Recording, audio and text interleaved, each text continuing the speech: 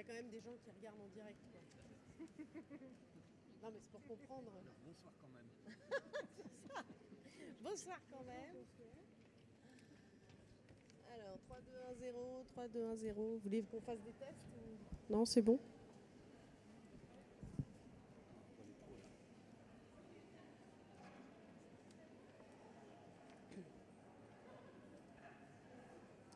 Et la lumière fut.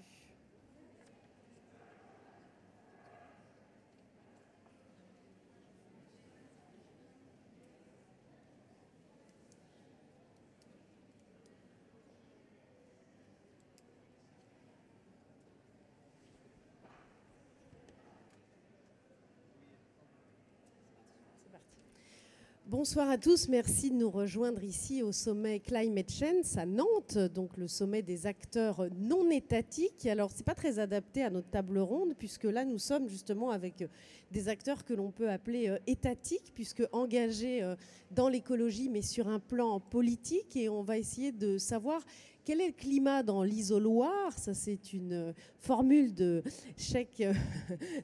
Samy Cheikh Moussa de Place to Be qui va vous expliquer dans un instant ce qu'il entend par là. Mais l'idée de nos invités, avec lesquels que je vais vous présenter dans un instant, c'est d'expliquer ce qu'ils font en tant qu'élus ou en tant qu'acteurs de la société civile, mais pour inciter les élus à agir dans le domaine de l'écologie et comment faire en sorte donc, que ça se transmette dans l'action. Hein, c'est tout l'enjeu aussi 10 mois après la COP21. Et puis au-delà de cela, qu'est-ce que ça veut dire faire de l'écologie quand on est dans le domaine politique? Alors je vous présente sans plus attendre les gens qui sont autour de moi. On commence par une dame, hein. Julie Laernous, bonsoir. Bonsoir. Vous êtes conseillère municipale de la ville de Nantes et vice-présidente de Nantes Métropole. Et vous êtes plus particulièrement spécialisée dans tout ce qui est énergie. Énergie, transition énergétique, même l'empreinte écologique et le développement durable. Ça fait un gros portefeuille, ça, non? Ça fait un gros portefeuille, mais ça fait aussi plein de choses assez intéressantes à mettre en mouvement sur le territoire. Alors Nantes, en quelques mots, combien d'habitants? Sur Nantes Métropole, on est à 600 000 habitants. C'est une métropole qui est composée de 24 communes, dont la ville-centre qui est Nantes. Aujourd'hui, sur le climat, on a pris des engagements assez forts, puisque Ronan Dantec, qui a été un peu pionnier dans la reconnaissance des villes à l'échelle globale, parce qu'on peut se poser la question du rôle des villes sur un problème qui est quand même global et qui n'est pas local. Et donc, il a quand même été pionnier dans la capacité, dans la reconnaissance des villes comme acteurs majeurs sur le climat. Voilà, Ronan Dantec, qui est donc sénateur de Loire-Atlantique et qui est à l'origine de ce sommet Climate Change. On va y revenir. À ma droite, Frédéric Vallier, bonjour. Bonjour. Vous êtes secrétaire général du Conseil des communes et des régions d'Europe. Alors, expliquez-nous en quelques mots ce que c'est. Alors, le Conseil des communes et régions d'Europe est une organisation qui existe depuis 1951 et qui a pour but de représenter les communes et les régions de toute l'Europe, 41 pays, au niveau européen, et en même temps d'être la section européenne d'une organisation mondiale qui représente les villes auprès des Nations Unies. Donc nous, notre travail, il est double. Il est à la fois un travail de représentation, un travail d'affirmation politique des communes, des villes, des régions, des provinces au niveau européen, et en même temps un travail de sensibilisation, de mise en relation des communes. On a beaucoup travaillé à l'époque de la création du CCRE sur les jumelages, par exemple, en Europe. Mais aujourd'hui, on développe des politiques, toutes les politiques qui ont une résonance au niveau local et elles sont de plus en plus nombreuses. Et en particulier, toutes les politiques liées au développement durable, à l'énergie, au climat et à l'environnement. Et ce n'est pas facile, vous allez nous expliquer ça dans un instant. Et à ma gauche, Joël Labbé, bonjour. Bonjour. Alors vous êtes sénateur du Morbihan aujourd'hui, mais vous avez été maire aussi pendant 20 ans de Nolf, d'une ville de 4000 habitants, c'est ça? Oui, Saint-Nolf dans le Morbihan. Saint-Nolf, j'ai oublié le Saint. C'est près de 4000 habitants maintenant, oui. Donc vous avez une double expérience, j'ai envie de dire, d'élu local et puis à un échelon un petit peu plus large de sénateur. Alors j'ai surtout une grande expérience d'élu local. Le mandat de maire, c'est le plus beau des mandats qui soit. Mais ensuite, je me suis fait une expérience de sénateur parce que j'ai pris le risque d'être élu, puisque j'étais candidat, j'ai été élu sénateur du groupe écologiste du Sénat. On est 10 écologistes et donc j'ai quitté la mairie. Évidemment, j'étais contre le cumul des mandats et je vois la différence entre cumuler et ne pas cumuler. Là, je peux me consacrer totalement à mon mandat de sénateur, tout en restant en lien avec les élus locaux. Parce que ce lien est essentiel avec les élus locaux, mais aussi avec les citoyens, avec la société civile organisée que sont les ONG. Et je me régale, si on peut parler comme ça, de cette manière de travailler. Un sénateur heureux, c'est formidable, ça. Et donc, vous nous expliquerez... Non, vous n'êtes pas heureux? Si, heureux, oui. mais pas assoupi. Ah. Parce qu'il faut faire gaffe aux images parfois. Donc, heureux et actif. Mais comme plein de sénatrices et sénateurs, je tiens à le dire, c'est une assemblée où on bosse contrairement à cette réputation abominable qui nous a été faite. Ah oui, vous n'êtes pas pour la suppression du Sénat dans la prochaine Constitution, s'il y en a une. C'est ça que vous êtes en train de nous dire. Alors, le Sénat devrait évoluer. Sa suppression, je me rends compte de l'importance du bicamérisme, mais qui est un mixte Sénat élu et Sénat émanation du CESE peut-être. Ça, c'est à réfléchir. En tout cas, nos institutions doivent évoluer. D'ailleurs, notre Constitution doit évoluer. Je crois que dans les temps rapides qui viennent, il va falloir y penser, bien sûr. Alors, on va y revenir. Samy Cheikh Moussa, donc de Place to Be, je ne sais pas si on vous présente encore. Oui, quand même un petit peu, oui. Tout d'abord, un grand merci à vous trois de vous être rejoints à nous. Un grand merci à Anne-Cécile d'animer cette table ronde avec moi. Nous avons eu l'idée de cette table ronde quand Climate Change nous a contactés pour venir animer des tables rondes sur ce plateau média. La question, elle était de se dire effectivement, rendez-vous des acteurs non étatiques, mais finalement les acteurs non étatiques, c'est la société civile, c'est les citoyens. Et Place to Be parle régulièrement aux citoyens, c'est notre raison d'être, c'est de recréer un récit qui unit justement les différents acteurs de la société civile sur les questions de climat et de transition. Et on s'était dit, c'est pas parce qu'on parle à la société civile qu'il n'y a pas beaucoup de questions qu'on doit encore poser à nos élus et aux gens qui travaillent avec les élus. Et parmi ces questions-là, on s'était dit que Climate Change, c'était l'occasion de leur poser une question qu'on leur pose peut-être pas si souvent que ça. C'est le climat, ça revient combien de fois par jour quand on est élu de local, élu de proximité? Est-ce que c'est une fois par an parce que quand il y a une COP ou parce que vous êtes invité à une table ronde par Place to Be? Ou est-ce que c'est un peu plus souvent que ça? Et est-ce que ça oriente peut-être déjà un peu vos décisions, voire plus qu'un peu? C'était ce genre de questions qu'on voulait se poser avec vous. On va démarrer par ça. Julie Laernous, vous parlez de climat combien de fois par jour ou par semaine ou par mois? En fait, c'est tout le temps. Mais c'est aussi du fait que j'ai la délégation de climat, mais oui, c'est un ça petit aide, peu trié finalement. De fait, ça permet d'en parler relativement souvent, qu'on est interpellé relativement souvent sur le sujet, mais c'est aussi la raison de mon engagement en politique. C'est le fait que par rapport au climat et au réchauffement climatique, il me semblait important de m'engager en politique justement pour avoir des leviers concrets pour agir. Et c'est vrai que le mandat local, Joël venait d'en parler, du mandat local de maire qui était le plus beau mandat. Et je pense également que le mandat de proximité dans les communes ou à la métropole sont des très beaux mandats puisqu'on est vraiment... on voit les personnes, on concrétise réellement des choses sur le territoire. Et donc, on a une certaine satisfaction à voir bouger certaines lignes. Alors justement, concrètement, qu'est-ce que vous arrivez à faire bouger?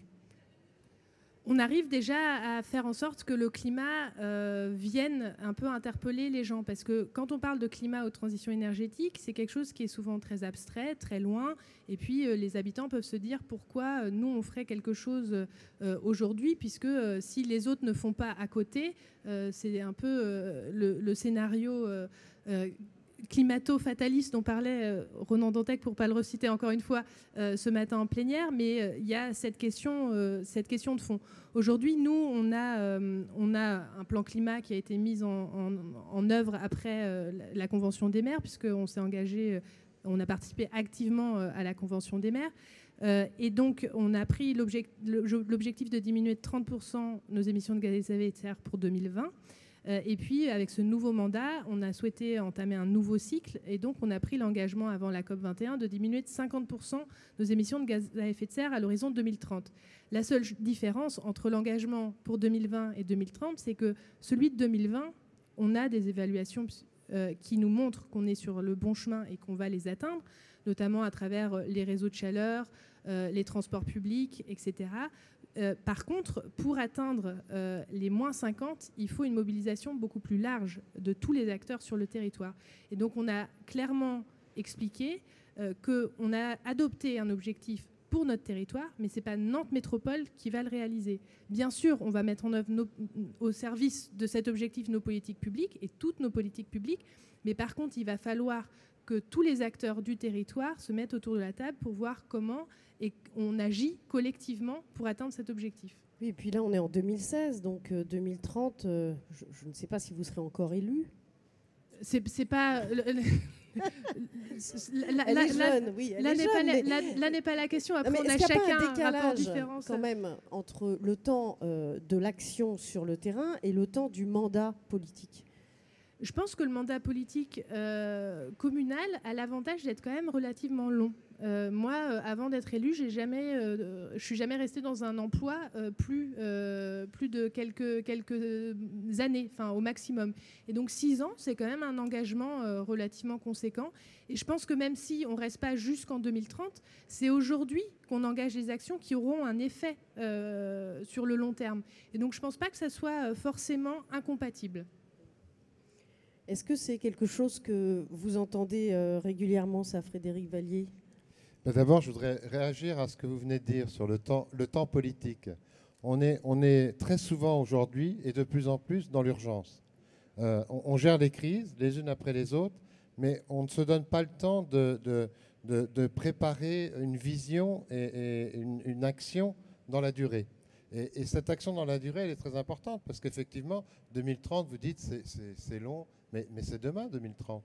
Les actions qu'on engage aujourd'hui, elles vont avoir un effet peut-être en 2021 ou en 2022. Peut-être que Julie ne sera plus élue. Je lui souhaite de l'être encore. Mais peu importe. Parce que ce qu'on construit, quand on est élu local, on le construit pour les générations à venir. Nantes est une ville fantastique que je connais bien puisque j'y ai aussi habité et travaillé. Mais Nantes est aujourd'hui une ville qui a su se développer de façon harmonieuse, de façon équilibrée.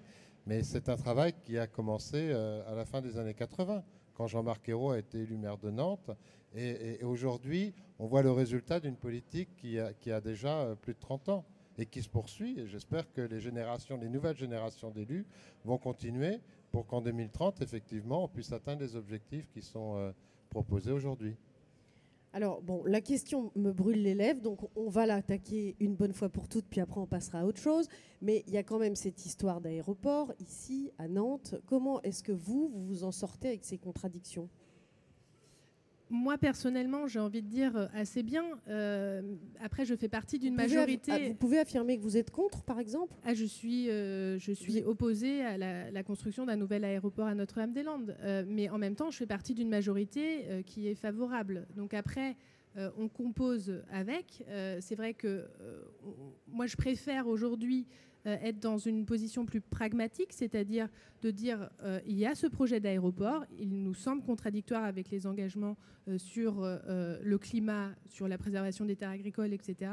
Pour autant, sur le territoire de Nantes, je préfère être dans l'action aujourd'hui et d'avancer sur ces questions climatiques que l'aéroport se fasse ou pas, quelque part. Ça sera de toute manière mieux pour notre territoire et pour la globalité si on attaque ces questions sur notre territoire. Joël Labbé, est-ce que ce n'est pas ça aussi, faire de la politique avec cette casquette idéologique, c'est parfois accepter les compromis ? Quand on est sénateur, ça ne doit pas être facile tous les jours. Non, le compromis fait partie du jeu. La stratégie fait aussi partie du jeu, dans la mesure où on a des objectifs clairs et qu'on ne se renie pas. C'est toute la nuance entre le compromis et la compromission. Chercher une majorité. Je voudrais revenir sur la question du climat, est-ce qu'on l'a souvent en bouche ou pas. Moi, il se trouve que c'est Rio 92 qui m'a déterminé pour monter une équipe et proposer d'être maire de la commune de Saint-Nolff. Ce qui fait que très rapidement, on s'est engagé en agenda 21 local. On a été la première commune de Bretagne parce que justement l'agenda 21 local donnait de la cohérence. Et je reste un fervent défenseur de l'agenda 21 local partout en France, sur toutes les collectivités. Et si la France entière pouvait être en agenda 21 local, là on ferait avancer les choses. Et donc, l'expérience que j'ai eue, moi, comme j'ai des convictions, j'aime l'audace, l'innovation, mais pas l'audace inconsidérée. Oser les choses parce qu'on doit les faire, parce qu'elles sont à faire. Beaucoup communiquer avec la population. Petit exemple, le zéro phyto. Lorsque j'étais maire, on était en agenda 21. Dès 2006, on est parti en zéro phyto. Et 0-0. Une partie de la population ne comprenait pas, ça gueulait, les herbes qui poussent un peu partout. Mais au fil du temps, on a communiqué sur le pourquoi. On était en agenda 21, on débattait, et ça a marché puisqu'on a été réélu en 2008. Lorsque j'ai été élu sénateur, j'ai participé à une mission d'information sur les pesticides et leur impact sur la santé et l'environnement. Ça a confirmé tout le mal que je pensais des pesticides. Sortant de là, je me suis dit, je suis un élu de terrain pragmatique, je ne vais pas rester les mains dans les poches là-haut. J'ai fait une proposition de loi interdisant les pesticides sur les espaces publics des communes, puisqu'on l'avait pratiqué. Et j'avais travaillé aussi avec des associations de jardiniers. Et donc, interdiction aussi dans les jardins domestiques, c'est-à-dire en interdisant la vente au détail dans les jardineries. Ce qui fait que pour les collectivités, l'application, c'est là, 1er janvier 2017, et pour les jardiniers, 1er janvier 2019. Là, c'est lié directement avec le climat.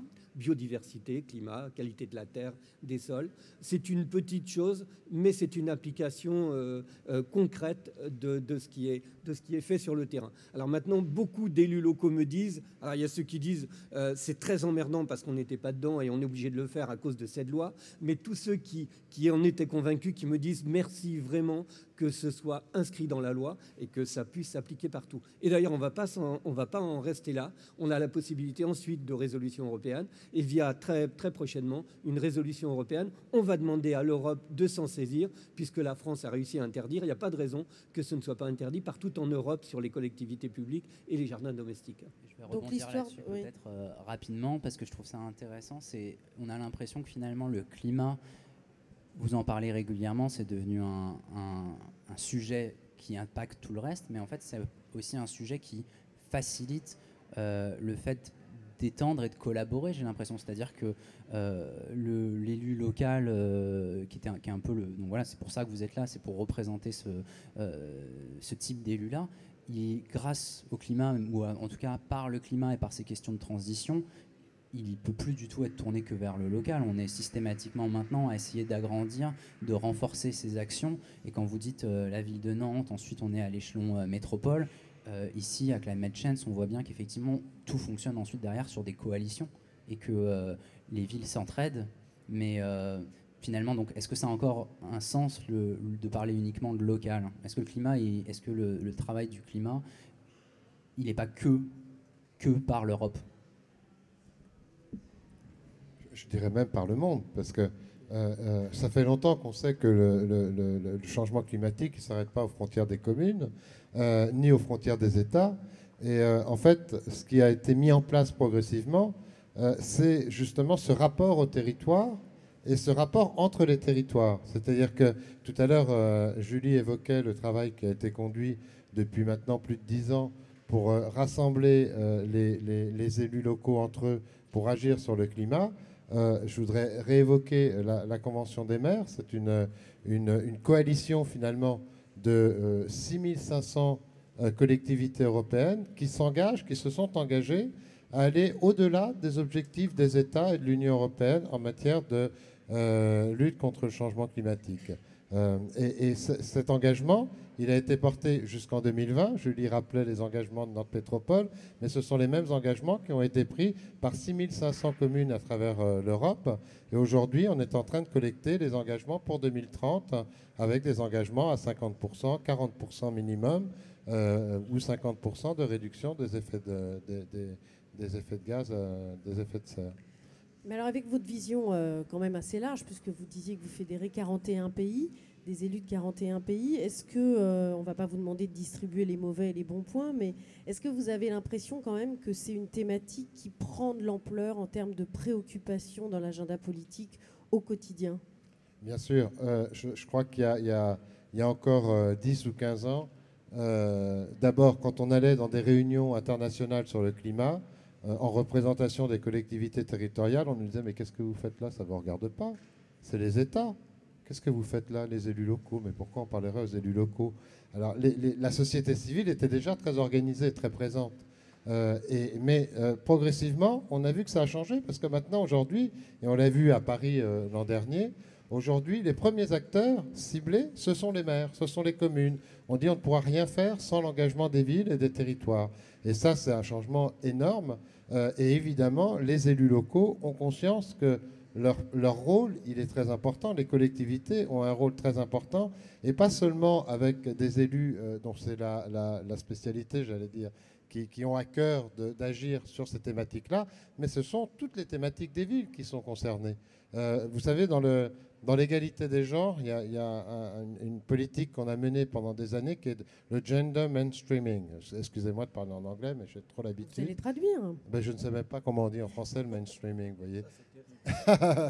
Mais aujourd'hui, j'ai envie de dire que le climat, c'est pareil. On est dans le climate mainstreaming, c'est-à-dire que toutes les politiques publiques doivent intégrer la question climatique dans l'élaboration, dans leur propre élaboration, que ce soit le transport, que ce soit le logement, que ce soit le bâtiment public.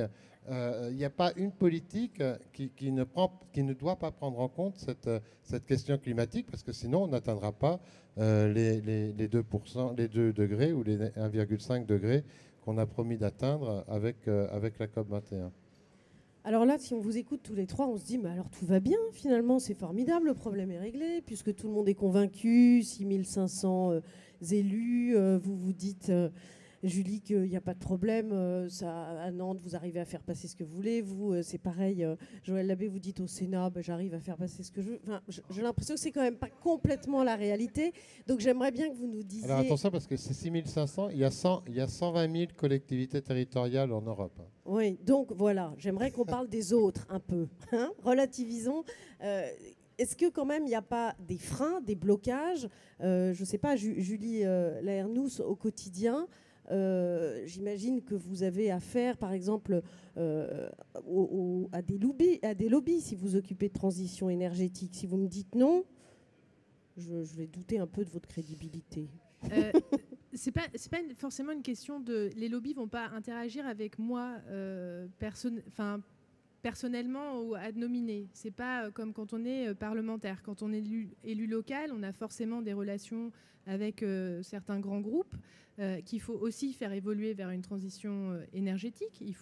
La transition énergétique, elle est inclusive. Il ne s'agit pas de prendre que les convaincus et de les amener plus loin. Il s'agit d'emmener tout le monde.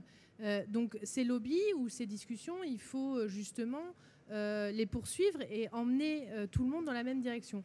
Moi, je dirais que le plus grand frein pour le climat et la transition énergétique, au-delà d'être quelque chose d'abstrait et peut-être peu concret et lointain, et donc il faut concrétiser et rendre vraiment visible pour les habitants, c'est la question du financement. Les collectivités territoriales qui sont... pas un acteur étatique, donc on fait partie de la société civile des négociations. C'est important de le rappeler parce qu'au démarrage, on avait été présenté un petit peu, mais on est bien sûr une autorité publique, mais on ne fait pas partie des partis qui négocient les COP, donc on est un acteur non gouvernemental. Le frein aujourd'hui, particulièrement en France, mais un peu partout en Europe, c'est qu'on a de plus en plus de responsabilités. On a réussi à s'inscrire dans l'agenda du climat comme acteur incontournable. Pour autant, on a la baisse des dotations de l'État et on a un certain nombre d'actions locales, c'est-à-dire comment on produit de l'énergie à partir de ressources renouvelables sur notre territoire, mais comment on rénove tous les bâtiments, les logements privés. Et pour ça, on a des objectifs chiffrés dans des lois, etc. Mais on n'en a pas les moyens, puisqu'aujourd'hui, l'accès au financement, y compris l'accès au financement européen, qui est souvent lourd et difficile, même pour une métropole comme Nantes, voir quel appel à projet on va pouvoir remplir les conditions, puis on ne va pas être sélectionné la première fois, donc comme on l'a monté, on va la remettre la deuxième fois, et puis les financements, il faut avoir les reins solides, puisque les financements européens, ils arrivent quelque temps après que les actions soient engagées. Et donc la question du financement de la transition énergétique sur les territoires est pour moi une clé ou un frein, en tout cas aujourd'hui. Alors, je comprends bien les financements. Après, je ne sais pas si le cadreur fait exprès, mais moi, je vous vois parler. Et juste derrière vous, c'est assez amusant quand même. Au-dessus de votre tête, vous avez écrit EDF. Et en dessous, il y a écrit électricité des choix de long terme. Si le cadreur peut élargir un peu. Donc, vous, avec comme ça EDF derrière vous, en gros, le seul problème en France, par exemple, pour la transition énergétique, c'est le financement. Il y a une problématique de financement. Après, il y a quand même des habitudes en France, il y a des lobbies qui sont très puissants. Il y a des habitudes en France. Pour autant, c'est peut-être du fait de ma double nationalité, j'ai une approche énergétique un peu différente. Donc c'est vrai que quand je suis arrivée en France... C'est quoi votre autre nationalité ? Je suis néerlandaise. Et donc, c'est vrai qu'on n'est pas du tout sur un même... chaque État européen a un autre modèle énergétique. Le modèle énergétique français est quand même assez atypique et prédominé par le nucléaire. Et il ne vous aura pas échappé à travers mes engagements que l'énergie nucléaire n'est pas pour moi une énergie d'avenir. Mais pour autant, il est important... on a sur le territoire, par exemple, une centrale d'EDF, une centrale qui fait de l'électricité, qui est la centrale de Cordemais, qui a 2 tranches au fioul et 2 tranches au charbon. Il est évident que pour tenir les engagements sur le climat, il va falloir fermer ce type de centrale, ou en tout cas les emmener vers une transition ou un autre modèle. Et ça, il faut en discuter avec les acteurs. Ça ne se décrète pas non plus, puisqu'il y a les coûts sociaux de la transition énergétique. Il faut mettre l'humain au milieu de cette transition et préparer cette transition. Et je pense que des groupes comme EDF n'ont pas assez bien, ils n'ont pas préparé cette transition. Et aujourd'hui, les coûts sociaux qui vont en résulter vont être peut-être imputés aux méchants écologistes qui veulent fermer les tranches charbon ou au climat. Mais pour autant, il faut aujourd'hui accélérer ce dialogue avec eux pour explorer des nouvelles, parce qu'on ne peut pas... voilà. Donc il y a effectivement ces pressions, mais ça se fait dans un dialogue pour emmener tout le monde vers le même objectif. Joël Labbé. Oui, alors si on parle des lobbies, c'est presque au quotidien que je me rends compte de leur influence encore sur les textes, sur les partis politiques, sur les appareils politiques. Et là, c'est très très net. Lorsqu'on travaillait sur la loi de transition énergétique, le lobbying du nucléaire était présent chaque fois et présent et très prégnant au niveau de certains partis politiques. Je peux parler aussi de l'agrochimie, abominablement. Mais au final, alors, vous dites que je fais ce que je veux au Sénat, je ne fais pas du tout ce que je veux. Par contre, je dis ce que je veux. Personne ne m'empêche de me dire ce que je veux et j'arrive à être un peu écouté. Et les choses sont en train d'évoluer aussi grâce à la société civile organisée qui se fait entendre. Je vois la Fondation Nicolas Hulot est présente ici, Greenpeace est présent. Ce sont des gens maintenant avec moi, avec nous qui sont des partenaires. Et on s'appuie là-dessus. Maintenant, plus rien ne se fait en circuit fermé. Nos textes sont suivis ou on donne les informations aux ONG et via le net, ça diffuse partout. Par exemple, les pesticides néonicotinoïdes, ils viennent d'être interdits. C'était loin d'être gagné d'avance et c'est grâce à la mobilisation de la société civile. Ce sont ceux qui tuent les abeilles. Oui, c'est une autre forme de lobbying, mais un lobbying positif de ces gens qui sont citoyens, qui sont pères et mères de famille et qui se disent mais pour nos enfants c'est pas de ça qu'on veut. Les jeunes générations qui se disent c'est pas de ça qu'on veut. Et donc le côté, pour moi, la politique va aussi avancer et forcément faire sa transition. Il va falloir qu'elle puisse se démarquer de ce lobbying et prendre la plénitude de ses responsabilités. Voilà, et c'est là où on rejoint le rôle de Place to Be, Samy, c'est que avec ce que Joël Labbé vient de dire, finalement, on se rend compte que ce qu'on dit là concerne les citoyens. C'est-à-dire qu'on peut, en tant que citoyen, se mobiliser sur des sujets, que ce soit les néonicotinoïdes, les pesticides, l'énergie, etc. Et du coup, ça donne de la crédibilité aux élus derrière. On est concerné dans notre quotidien. Pas seulement par le bulletin de vote. J'aime beaucoup entendre ça parce que finalement, ça retourne un petit peu des questions qu'on entend souvent. On dit souvent, et particulièrement en France, que les politiques font beaucoup savoir, parlent beaucoup et ne mettent pas suffisamment en action. Et en fait, on voit que là, l'inversion, elle est assez importante parce qu'elle dit qu'au contraire, il y a sur ces sujets-là du climat et de la transition à faire savoir pour impliquer. Et ensuite, c'est impliquer qui va rendre vraiment possible l'action. Et c'est effectivement indispensable d'avoir une vision qui inclut les élus, les ONG, les citoyens et pas les citoyens en tant qu'électeurs uniquement. On n'est pas que des électeurs. On est actif un peu plus souvent que 2 jours tous les 5 ans pour caricaturer complètement. Et ça veut dire que les élus, notamment, et je pense que c'est pour ça que les élus de proximité, la question elle est importante, c'est que c'est encore ceux sur lesquels qu'on peut soutenir le plus facilement. Alors, si on veut être moins positif et moins bisounours, on peut dire ceux qu'on peut suivre, à qui on peut dire quel est notre avis le plus régulièrement, etc.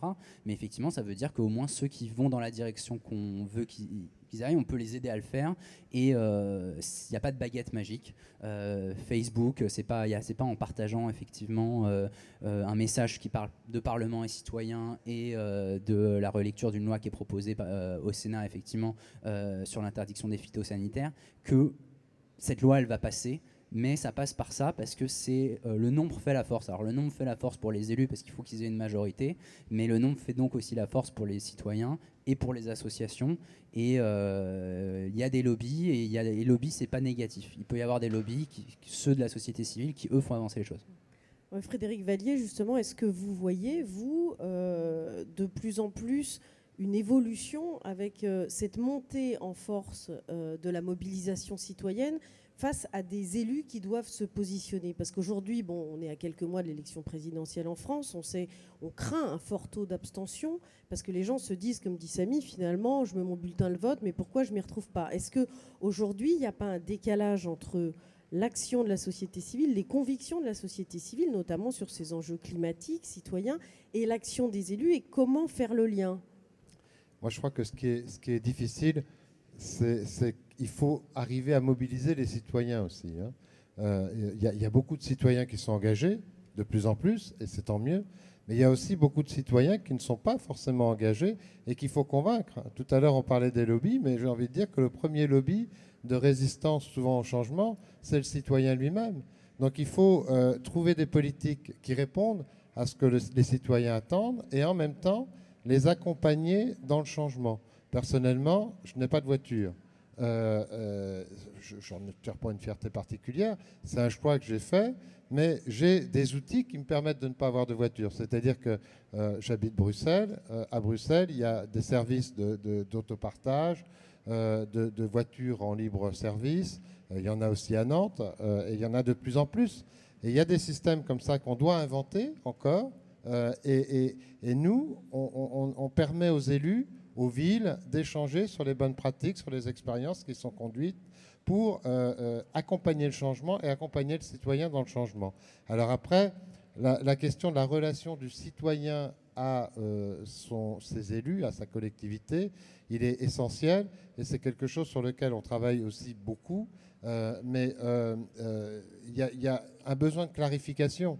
C'est-à-dire que le citoyen, aujourd'hui en Europe, il est de plus en plus éloigné de la sphère publique parce qu'il ne comprend plus qui est responsable de quoi, comment agir pour organiser le changement ou faire évoluer la société dans un sens ou dans un autre. Et donc, il y a une forme de détachement et de rejet, finalement, de l'action publique.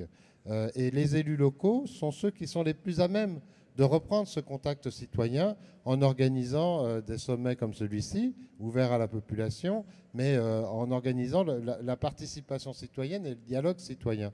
Et nous, ce qu'on espère, ce qu'on souhaite, ce qu'on appelle en Europe, c'est une gouvernance en partenariat. C'est-à-dire qu'il n'y a pas d'un côté l'État qui serait le méchant État qui ne comprend rien, les parlementaires qu'on ne pourrait pas joindre, les collectivités locales qui seraient forcément vertueuses puisqu'on les défend.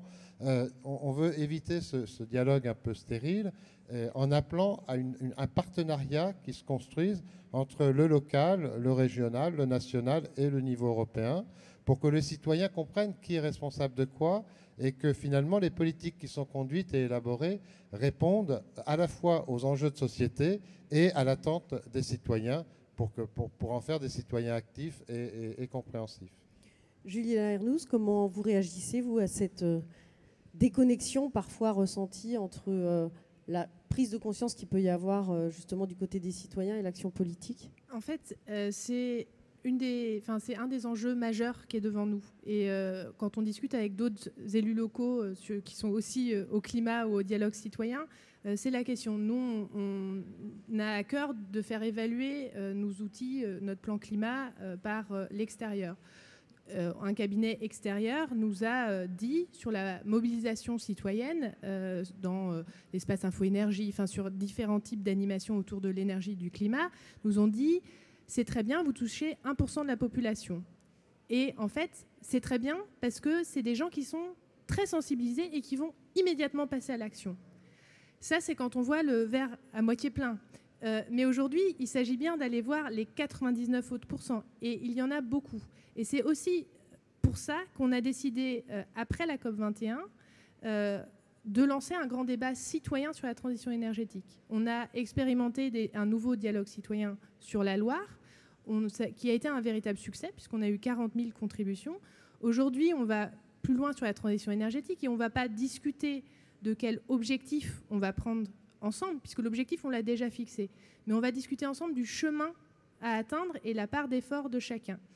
Et puis, on ne voulait pas seulement un débat où on débat, parce qu'on a besoin d'action. C'est aussi le sens de l'organisation de Climate Change aujourd'hui, c'est justement comment on échange sur l'action. Et donc, dans ce débat, on va faire expérimenter des citoyens.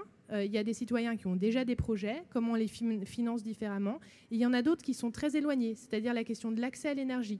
Parce qu'en tant que collectivité locale, on voit aussi la précarité énergétique qui augmente. Et comment on passe des citoyens passifs quelque part sur l'énergie, parce qu'on paye notre facture d'électricité ou de gaz, mais souvent c'est déconnecté de notre consommation puisqu'on la paye après.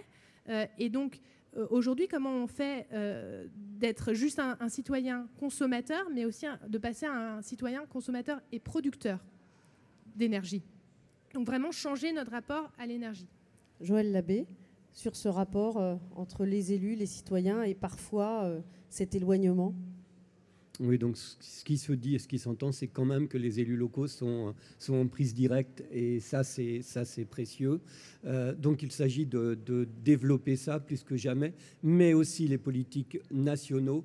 On doit se reconnecter. La bulle politique, là, de dire ça, c'est l'affaire des politiques, c'est tous les mêmes. Pour moi, c'est de plus en plus insupportable à entendre. Et on est certes une minorité, mais qui va grandissant et qui veut s'appuyer justement sur la société civile mobilisée pour faire avancer les choses et faire véritablement amorcer, enfin plus qu'amorcer maintenant parce que c'est une nécessité, la transition. Donc la transition dans tous les domaines, mais il y a justement la transition politique qui est absolument nécessaire à faire, à savoir les pratiques politiques, politiciennes. Ça suffit comme ça. Il est temps de regarder les choses en face. Il est temps de parler projet d'avenir pour les générations actuelles et pour les générations futures. Et la jeune génération qui manque justement de perspectives pour se projeter, là, il y a un projet exceptionnel de faire en sorte que la planète, l'humanité survive sur la planète. Ça, c'est fort. Et lorsqu'on en parle, ça m'arrive assez souvent d'aller échanger dans les lycées ou en université. Quand on voit le retour que l'on peut avoir sur ce type de discours, si on y va à fond, là, tout est possible. Et ce qui me fait plaisir, c'est de voir de jeunes élus comme Julie, avec son discours extrêmement posé, extrêmement positif, lucide, eh bien ça encourage et ça donne de vraies bonnes perspectives d'avenir parce qu'on n'a pas le choix. Lorsqu'on est politique, on n'a pas le droit de dire eh ben, on ne sait plus comment faire, on doit trouver les solutions. Et j'aime bien citer l'abbé Pierre, la politique, c'est rendre possible ce qui est nécessaire. Voilà, tout simplement, nos responsabilités. Eh bien, ce sera le mot de la fin. Merci beaucoup. Merci à tous d'avoir participé à cette table ronde que l'on peut donc voir sur le site. Exactement, on va retrouver la vidéo assez rapidement sur le site de Place to Be et on attend avec impatience vos commentaires et vos retours sur ce que vous avez entendu. Et à demain pour deux nouveaux plateaux à Climate Change. Merci, bonne soirée. Merci encore.